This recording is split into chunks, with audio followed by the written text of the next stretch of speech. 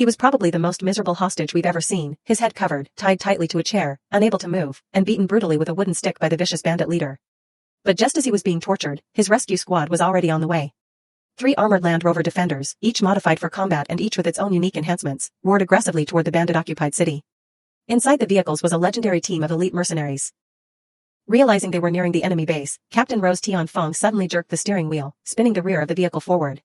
Chris, his right-hand man, roared as he unleashed a hail of bullets from an M2 Browning heavy machine gun. At the same time, Rose lowered the steel obstacle-clearing shield mounted at the back of the vehicle.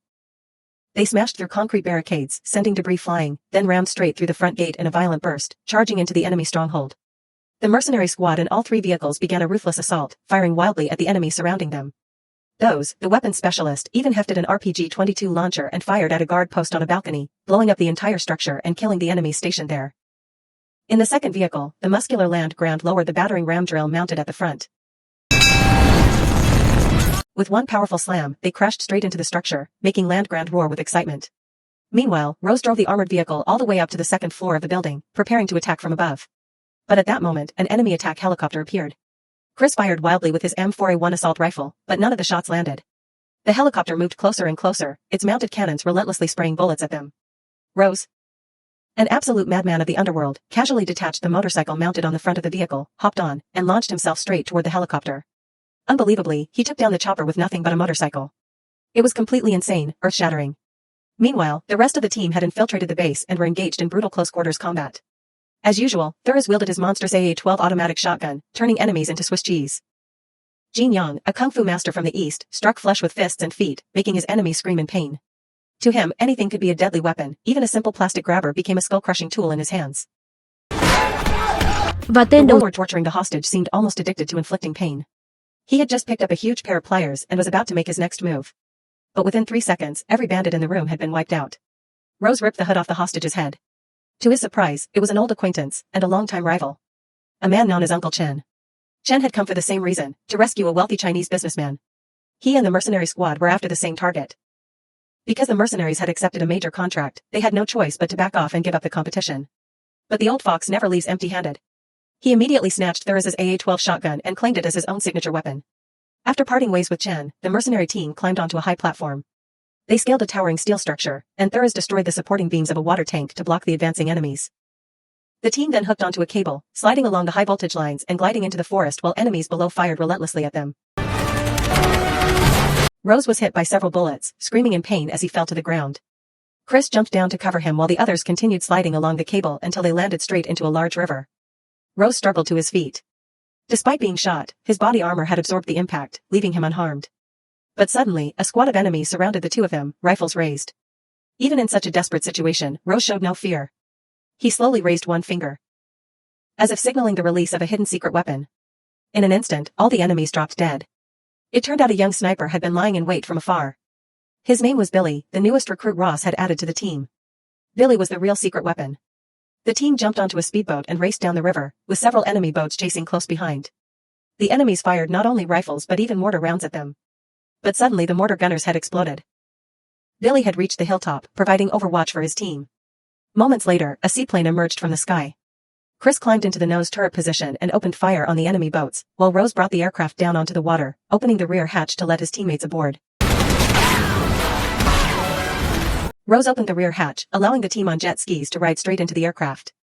Now, enemy forces were chasing them from behind, while a floating bridge built by the enemy blocked the path ahead. Without hesitation, Rose activated the nose turret. He fired several explosive rounds directly at the obstacle in front of him, finally blowing the floating bridge apart and breaking through.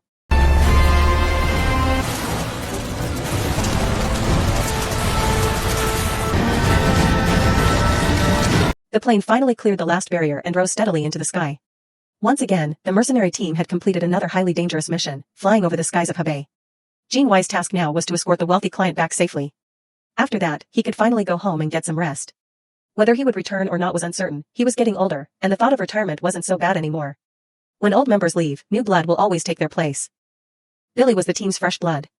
He was young, handsome, an exceptional sniper, and carried himself with humility and calmness. For a newcomer, everyone genuinely liked him. But one day, while the team was gathering at a bar, Billy asked leader Rose to step outside for a private talk. It turned out the young man wanted to finish one final mission and then head to France to find his girlfriend. Rose felt regret, but he didn't try to force Billy to stay. He respected the kid's decision. After all, their job paid well precisely because the risks were so high. Feeling a little down, Rose didn't return to join the others for drinks. Instead, he headed alone to the hangar.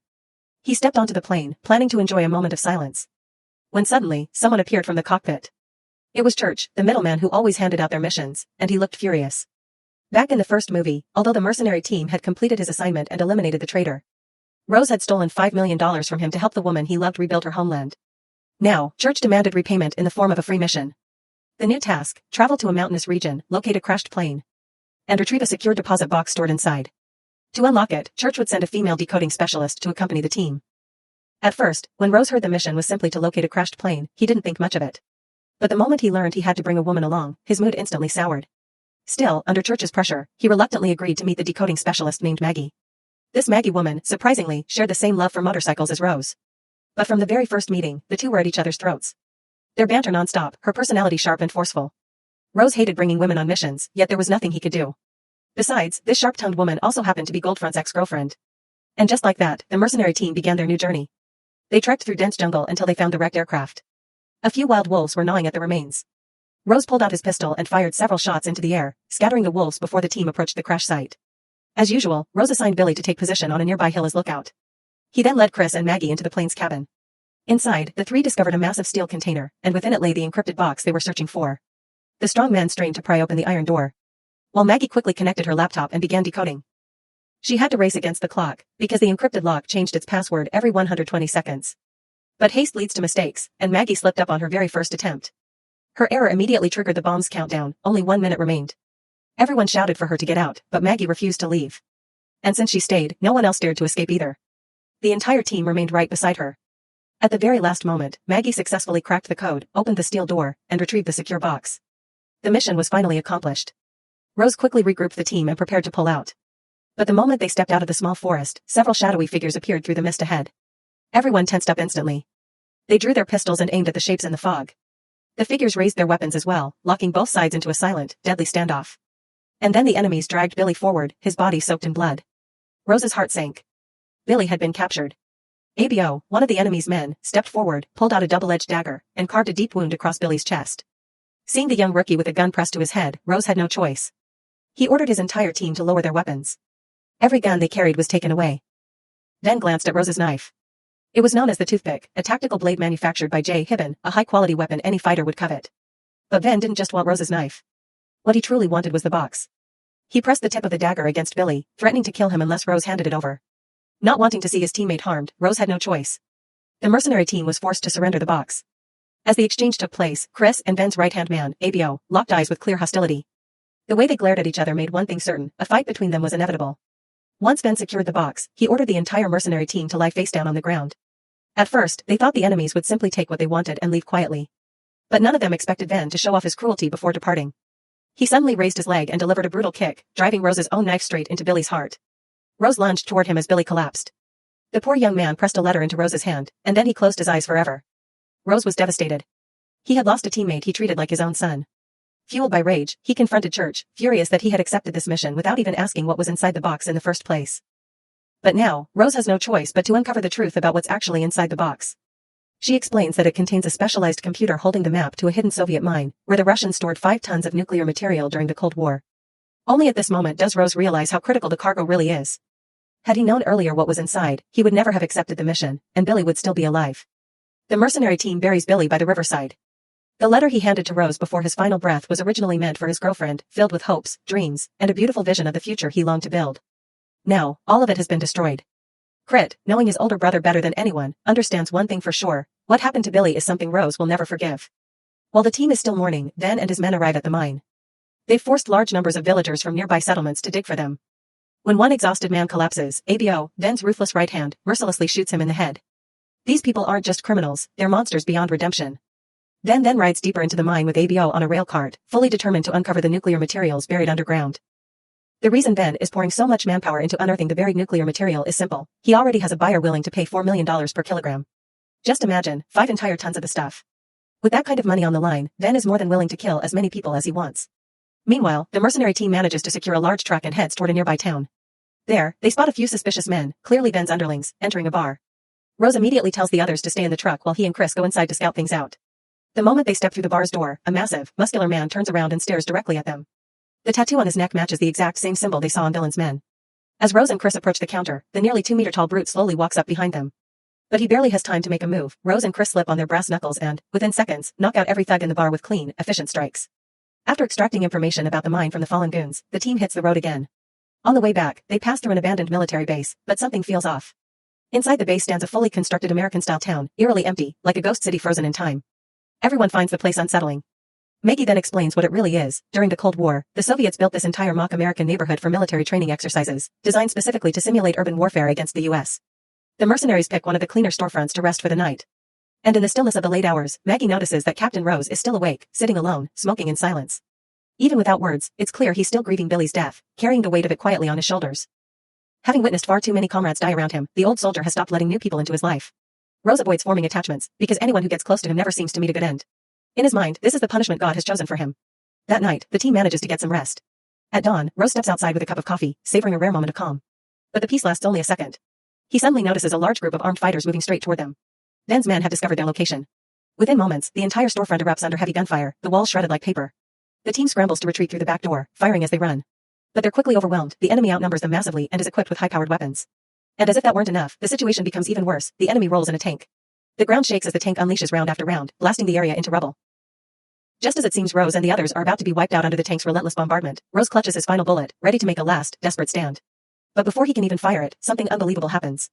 A single, deafening blast tears through the battlefield, obliterating every enemy soldier in sight, and the tank itself. Rose freezes, stunned. There's no way his last bullet could have done that, and he's right. A lone figure walks slowly toward them through the smoke. It's an old friend of Rose, a living legend known as Booker. For many viewers, the face may seem unfamiliar, but in reality, that uncle is none other than Chuck Norris, the iconic American action star famed for his legendary showdown with Bruce Lee in the Coliseum in the 1972 classic Way of the Dragon. Booker only appears briefly to lend a hand, then prepares to leave just as swiftly. But before departing, he gives Rose one crucial piece of advice. Seek help at the nearby village. The locals there hate Ben's men as much as they do. Following Booker's suggestion, the mercenaries drive toward the village. But just as their truck reaches an intersection, a hail of bullets slams into them. The team jumps out to assess the threat, only to discover that the shooters are actually a group of women. After a tense exchange and some explanations, they finally realize. It was all a misunderstanding. The women thought the newcomers were part of Ben's gang. All the men in the village had already been captured by the criminals and taken to the mining site. With no choice, the remaining women had banded together to protect the elderly, the women, and the children left behind. The village matriarch looked cautiously at the group of strangers, people of different skin tones, unclear where they came from. But once she understood that they had come seeking revenge on Ben, the women finally lowered their guard. She explained that Ben had been constantly recruiting new members and would likely send more men to the village soon. Hearing this, Rose decided to stay and help the women deal with the dangers ahead. Sure enough, not long after, 3 trucks filled with enemies arrived. To speed things up, they even intended to round up the women and take them to the mine. A gang of thugs chased a young girl into the church, where a hooded priest stood before them.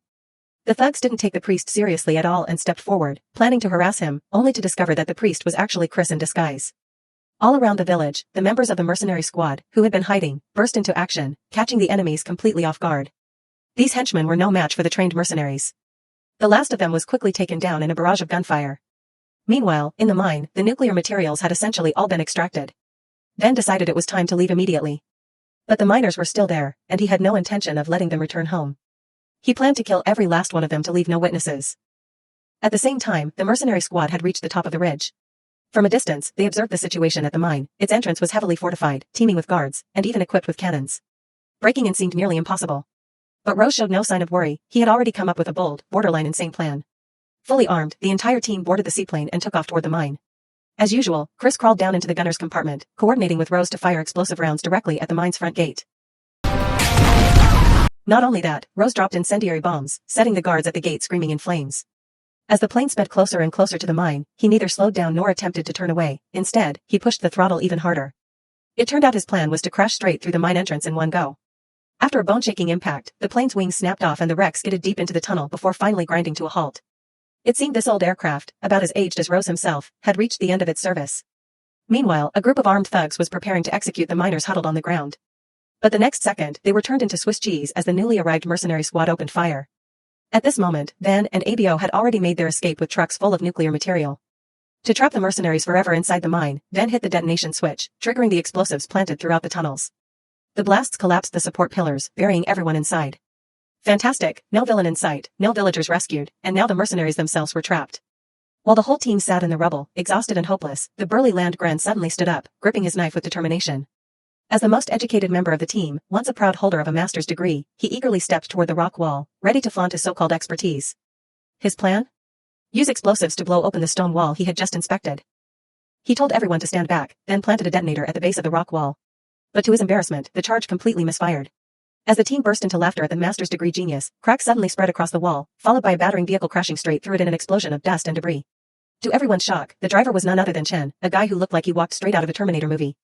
With him came the rescued villagers, the women were reunited with their husbands and children, and the entire ordeal finally seemed to lift. It turned out Chen had been sent by Church. Knowing the mercenary team had lost one of their own, and feeling responsible, Church dispatched Chen to extract them. This brought three of Hollywood's biggest action icons together once again in the same frame, perhaps for the last time. After all, Van had already seized 5 tons of nuclear material. With such a dangerous enemy on the loose, the government decided to team up with the mercenaries to retrieve the stolen payload. The team boarded a helicopter and headed to the airport, where they lay in wait for the enemy convoy. The moment the trucks appeared, everyone opened fire. Trying to dodge the attack, Van struck panicked and swerved, crashing straight through the airport terminal doors. Van decisively led all his soldiers to prepare for a last stand inside the airport. But just as they reached the waiting hall, the front glass suddenly shattered. 3 men burst through, firing relentlessly at the enemy. At that moment, Bear also arrived, becoming a powerful reinforcement. Realizing the overwhelming main character aura of these seasoned fighters, Van had no choice but to dodge their attacks and quickly retreat. Rose refused to let this enemy escape and chased him relentlessly. The mercenary team members fought bravely, taking down enemies everywhere. ABO led a few soldiers into the hangar to start up a helicopter. But just then, Chris arrived. With his exceptional throwing knife skills, he swiftly eliminated multiple enemies. ABO had no choice but to abandon the helicopter and face him directly. Abo's hand-to-hand combat abilities were formidable as well, making his fight with Chris evenly matched. Seeing the dual-blade wielder about to push Chris into the spinning rotor blades, Chris made a final move and killed his opponent. ABO once again became the sacrificial pawn. Meanwhile, Rose chased Vin into the aircraft maintenance room, where the two engaged in a fierce gunfight.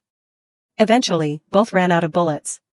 Vin decisively threw aside all his weapons, wanting a true hand-to-hand showdown with Rose. Rose wasn't one to back down. He removed all his weapons as well, ready for a final decisive battle with the man standing before him. Rose was knocked to the ground by Vin's spinning 360-degree kick. This move was also the signature technique of Jean-Claude Van Damme, the actor who played villain. Just as Rose tried to get back on his feet, Vin flipped him over with another kick. But Rose was no easy opponent. He rose once more and grappled tightly with his adversary.